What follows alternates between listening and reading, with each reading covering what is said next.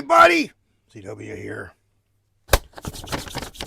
I'm just back from a little trip.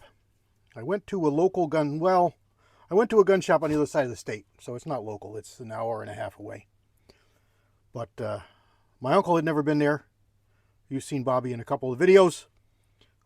He'd never been. I wanted to go back up. It's the place I got that 22 Hornet contender from, I don't know, 2 months ago. So I got a whole bag full of goodies we'll look at. But when I got home, there was a bag on the porch and a box on the porch. So let's really quickly look at this. This is from American Reloading. These are 7mm 120 grain fusions. So I figured with the 7mm, this would be a good one for the 730 waters. I got 2 of them. I've got some 120 grain ballistic tips as well, but this is a good bullet. And the price was cheap. You watch them, subscribe to their emails, you'll find stuff. They just sent me an email today. All 7mm bullets were 50% off. So I could have got them even cheaper than I paid for these. They do stuff like that. 25% almost all the time, 35% occasionally, and then every once in a while they'll throw 50% at you just to clear out stock. Again, American Reloading. Check them out. I've mentioned them a few times. Alabama Reloaders. Did a bunch of videos on them. We both order quite a bit of stuff from them. So check them out. This is from Tomme-Boy. Tomme-Boy is everybody's friend. He's got a channel here on YouTube. You see him in our chats. You see him in the forums. He's a really good guy. He picks up brass at a couple local places and sells it just for a little extra pocket money. Gas in the car kind of thing. So I grabbed a couple different kinds. 450 Bushmaster. I was hoping, and it looks like it is large prime. I've got a bunch from another friend of mine. There's a couple of small primes in there, but there's some large primes too. Small prime, large prime. If you don't know, 450 Bushmaster is a 284 Winchester case, which is a large primer. And being able to have both is a nice thing. So I grabbed that. This was 6.5 Creedmoor. It was cheap, so I just grabbed it from stock up. I don't have one. Maybe one day. I got friends that do, so I figured I'd grab it. What do we got over here? Well, this was a bag of mixed. He just threw this in. He didn't have time to sort it. He said there's all kinds of good stuff in there. You can use it great. So, thank you, sir. I see some different stuff in there. So we'll see what's in there. And then 300 Blackout. I make it, but hey, if I can get it, why not? And this looks like a little more 450 Bushmaster. No, this is 50 Beowulf. 50 Beowulf. Don't have one of those either, but hey, I do have brass. Oh, this is TCU. He's been saving this for me. This is the little, not TCU, TCR. Little 223 TCR cases. He's been saving these for me. I got a buddy who's got one of these. Did a video. And over here we got, these look like, 400 Legends. Wow, he sent me some surprises. 400 Legend. Look at that. Very cool. Thanks, Tommy. Really appreciate it. And I love the surprises. All right. Awesome. I'll try and put a link to his channel there. You can check him out. But here's what I got at the little corner store, the little shop. This is an M die. Everybody should know what these are. These are a flaring die, a mouth expanding die, neck expanding die, mouth expanding die for primarily for cast bullets, but you can use them for jacketed bullets too. Think of it like a mandrel. You just want to mic this up and see what the diameter is to get you, if it's giving you the neck tension you want to get. But the way it works is, let me zoom in a little bit here for you. The way it works is this diameter here goes in the case, and then it goes to a step. And it opens a step up a couple thousandths larger. So what'll happen is when you get your bullet, you set your bullet right down in the neck, and it'll sit in the neck of the case and sit there. Square, true, flush, very nice. So when you seat it, it seats perfectly. Really, really nice addition to your tackle box for reloading. Lyman M dies. You get them in various calibers. The way they do these, there's maybe 3 different body lengths, a short, a medium, and a long, for different calibers. And then they have different stems. That's this portion here. Not this part that actually does the job, but this part here that's threaded. Different lengths here. And when you combine them, put them together, see how this comes apart? This threading here is the same for all the mandrels, all the calibers. So these are universal. So what you want to do is clean this up. This is obviously used. You want to clean this up, and you want to put a dot of not any serious thread locker. Even blue is like a lot, because there's no tools, there's no tooling, you got to grab this with pliers, and this is a machine surface. So be careful, but you want it to be so it doesn't back out on you. So otherwise you're going to constantly be chasing this, and it's going to constantly be changing your length. It's going to be like having brass that's all different lengths. It's going to drive you crazy. But yeah, you need to have trimmed brass to use this reliably. This is called the 35 caliber long. I wouldn't call this long, although that's a printed one. Shortest, deepest, I don't know, but it'll do a whole bunch of 35 calibers. So it's not always only calibers.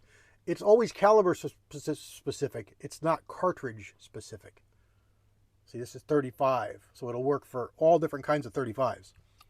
Literally, it could work for 357 if it was long enough, but it'll work for 35 Rem, let's say, 358 Winchester, 35 Remington, you know, that kind of thing.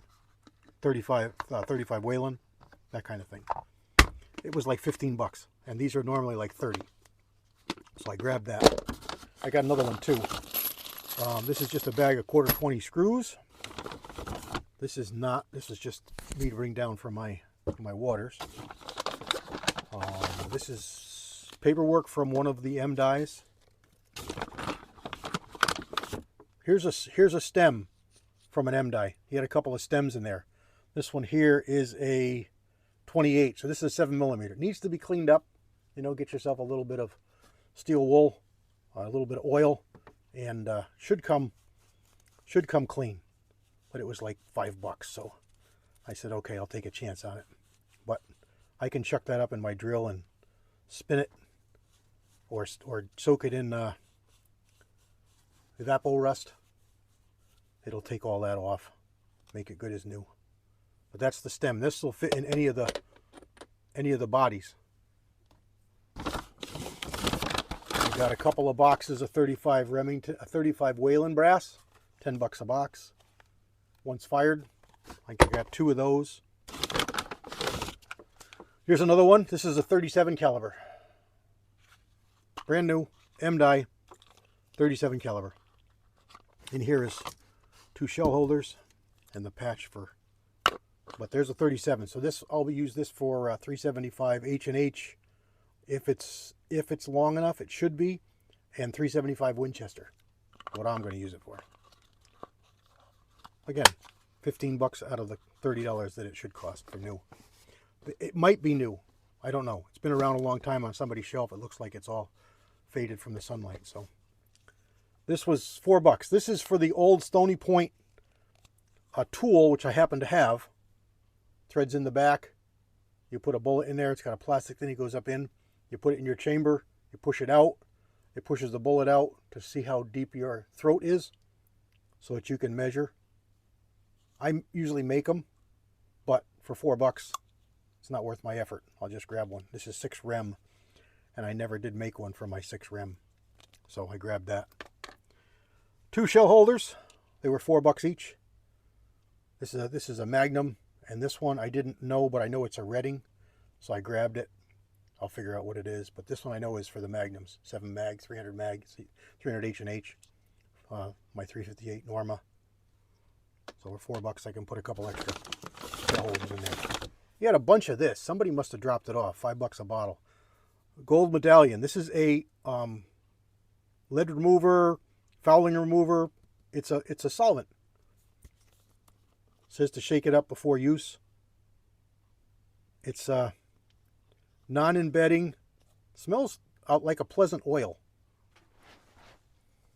But it says to shake it up before use. Turn it upside down. So for $5 I'll try it out. Put it with my solvents.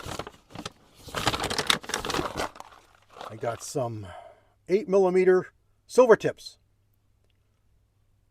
170 grain. Let's see what these look like. There was a partial box. It says there's 27 rounds. 27 or 17. I looked at it quick. But you know what silver tips are. You used to be able to buy this stuff. So there we go.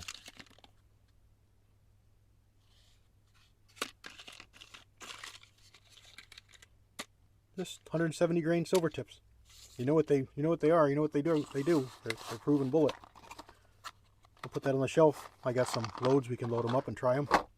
Not enough to build loads around, but well, this was the last minute. I didn't even see this. Bobby saw this, so he grabbed it. I want to tape this up better because it was leaking like crazy. This is gas checks. They were falling out like crazy. I got so excited I texted Walter and Walks Fletcher because we were talking about these. They're long since out of production. These are Lyman gas checks.